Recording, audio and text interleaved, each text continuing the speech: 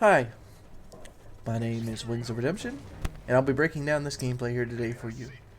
We'll be cutting it up into parts and showing what we did wrong and why we did it wrong, and we'll be showing the exciting conclusion of the game. One of the first things that we might have did wrong was actually right here toward the beginning.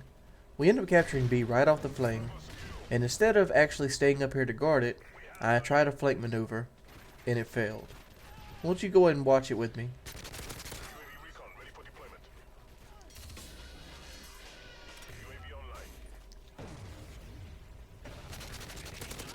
You notice that I'm doing a very good job of holding them off and keeping them on C. There's only one area that I can't cover, which is the left side, which is entrance. So instead of doing this and staying up here on the shelf, I tried to do a flank maneuver because I see the red dot, and it fails.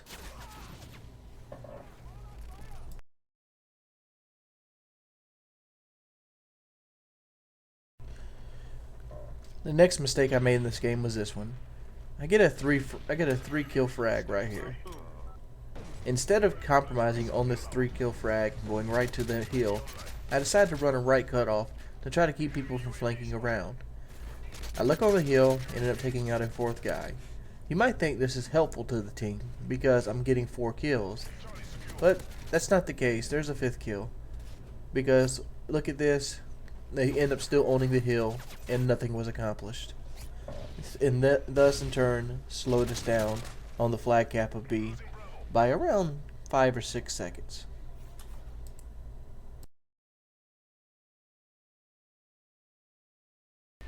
One of the important aspects of the game that a lot of people overlook is to run the proper loadout.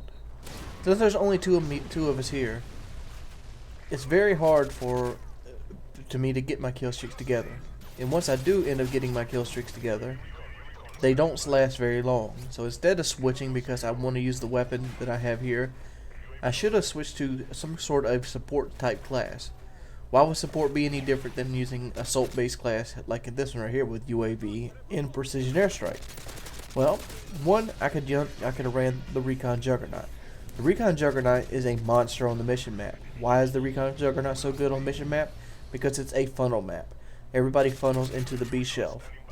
And when they're funneling into the B shelf, you can very easily keep them at bay, and you can keep people behind you shooting people, and you can control this area.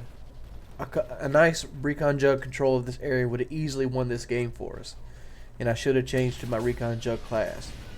Instead, I decided to stick with the kill streaks, and what ended up happening with the kill streaks is they end up getting shot down right away. Lesson learned, as you can see right here. That life you were looking at transformed into a Reaper, and even though the Reaper did do a pretty good job of holding them off for a little while, this Reaper only lasted for about 3 or 4 kills. And what that ended up doing for me is it didn't give us enough time. Even though it looks like the Reaper did a pretty good job at holding everything off, it didn't buy us the time that we needed like the Recon Jug would have. But this is all in hindsight. And there was no telling if the other team would be able to kill the Recon Jug faster than the Reaper. I'm just doing this based off experience.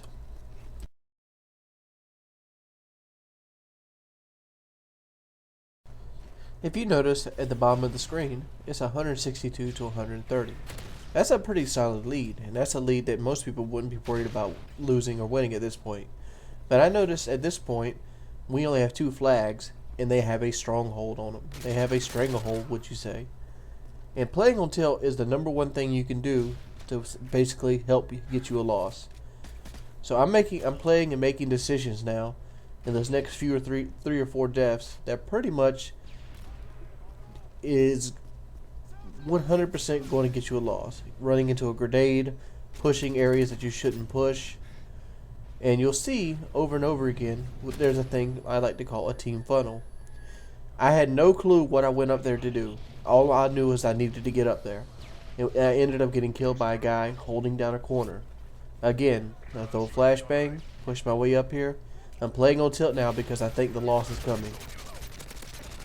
And this right here doesn't help me at all. I'm not running flake patterns. I'm not watching my back. As you see, I got shot there.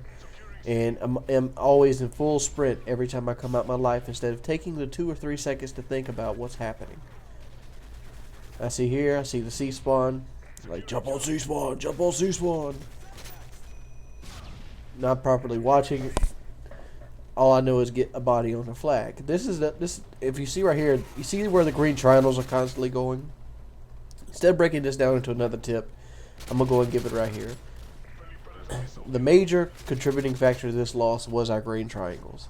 I'm dead serious. At this point in the game, I'm killing 2 or more people a life on average in the game, and I've captured a great deal of the flags. Lefty is also in the same ballpark. Me and him both played very strong games, and the reason me and him both played very strong games was the reason the game was so close.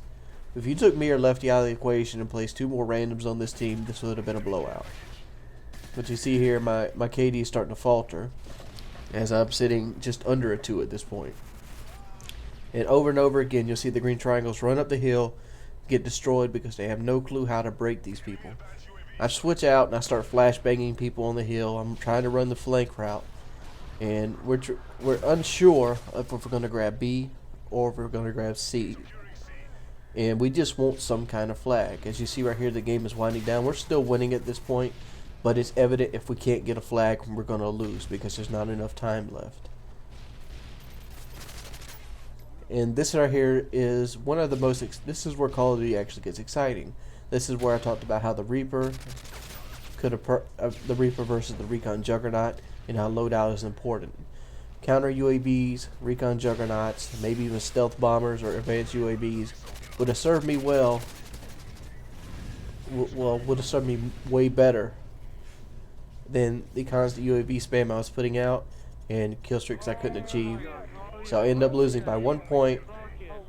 And you see the other teams see other teams really high level in a full team, and we have people on our team going 11-31 with very low score, and there's one guy that goes 710 points. But that's pretty much breaking down a loss. How many of these guys have you run into? It's been your boy Wings of Redemption. If you'd like more games like this, or you'd like to see more close domination games that aren't blowouts and kill deaths, let me know by leaving a rating and leaving a comment in the section. If you would like, please subscribe. It helps the channel grow. As always, it's been your boy Wings of Redemption, and I'm out at 5,000.